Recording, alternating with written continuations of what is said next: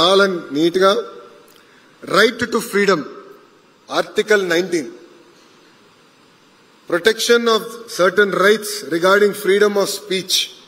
All citizens shall have the right to freedom of speech and expression, to assemble peacefully without arms, to form associations or unions, to move freely throughout the territory of India, to realize and settle in any part of the territory of India, to practice any profession or to carry on any occupation, trade or business.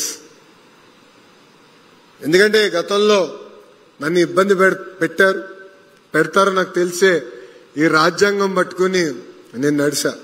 కొంతమంది police సోదరులు ఆపినప్పుడు నేను ఈ రాజ్యాంగం చదివితే ఇదేంటో నాకు తెలియదు, SP గారితో మాట్లాడమని వాళ్ళు చెప్పారు. నాకు ఇదేంటో తెలియదు, నాకు మీరు ఎస్పీ గారితో మాట్లాడుకోండి అని చెప్పారు. ఆ రోజే డిసైడ్ చేశా, నేను విద్యాశాఖ మంత్రి అవుతానో లేదో నాకు తెలియదు, కానీ పిల్లలకి చిన్న వయసులోనే రాజ్యాంగం మనకు కల్పిస్తున్న హక్కులు బాధ్యతల గురించి చెప్పాలని ఆ రోజే నిర్ణయించుకున్నాను. అందుకే ఇప్పుడు